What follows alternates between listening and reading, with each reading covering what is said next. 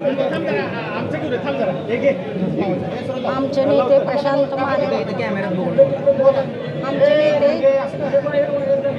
आमचे नेते प्रशांत मालक परिचारक समाधानदादा अवताडे साहेब व आमचा भाजप पक्ष यांच्यातर्फे मी आज नगराध्यक्षाचा अर्ज भरलेला आहे.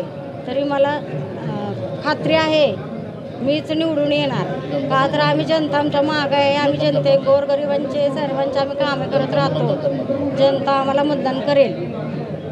मोठे मालक आदरणीय अवधूत अण्णा पाटील असू द्या, यशवंतभाऊ पाटील असू द्या, देवीचा भाऊ भिंगे असू द्या, तेव्हा शरदे वसंतदादा काळे सर्व मी काम केलेलं मुळात मी असताना सुद्धा अवधूत अण्णाचा त्याला कार्यकर्ता आहे.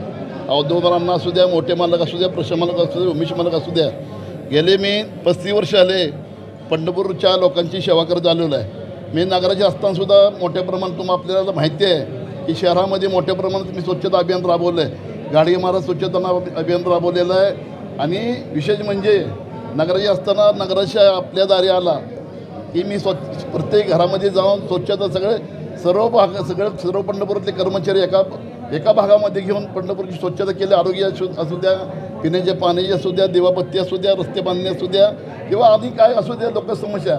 मी नगराचे असताना मला सर्वसामान्य माणूस रोज माणसं मला 500 भेटायला यायचे नगरपालिकेमध्ये.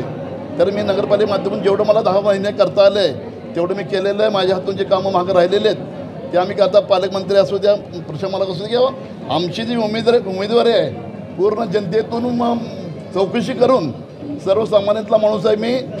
सर्वसामान्य माणसाची किंवा सर्वांची आम्हाला मतं पडणार आहेत किंवा आम्ही 91 निवडून आलेलं आहे की आलेलं आहे. कधी आम्हाला अपेक्षाच नाही. आतासुद्धा मोठ्या प्रमाणात अपेक्षा आहे. आम्हाला फडणवीस साहेबांचा आशीर्वाद आहे, पालकमंत्र्याचा आशीर्वाद आहे.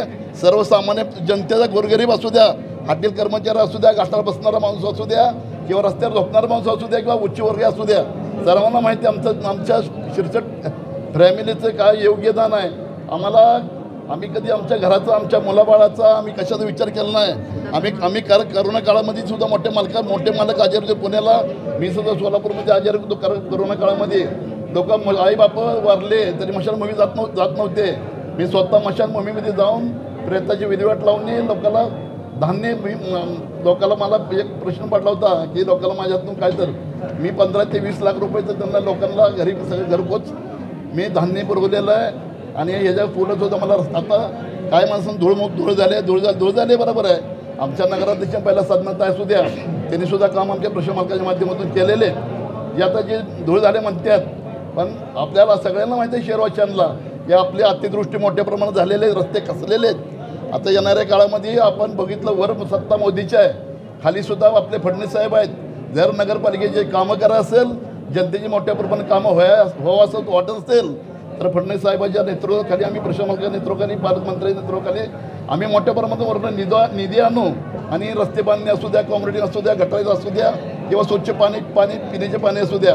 आपण पंढरपुरामध्ये पहिले बघितलं, आपण लहान होतो, तुम्ही पत्रकार लहान असतात किंवा मी लहान असेल, 1 टाकी असायची मनीषा नगरला. पंढरपूर शहरामध्ये प्रशासकाच्या माध्यमातून आपण 18 टाक्या बांधलेले आहेत. आपल्याला माहीत आहे कामं केली नाहीत, ही नाहीत, कोण काम केले नाही. मी 91 कोण नव्हते आत होते तेव्हापासून मी काम करतो प्रशासकाच्या माध्यमातून. तर येणाऱ्या काळामध्ये आम्ही नगराशी निश्चित होणाऱ्या काय अडचण नाही. मला कोणाचं आव्हान नाही, काय ना. आम्ही सर्वसामान्यातला माणूस आहे. आम्ही जनतेतनं उमेदवार चौकशी करून पालकमंत्री, मुख्यमंत्री पण दिलेले कामं करत राहू आम्ही.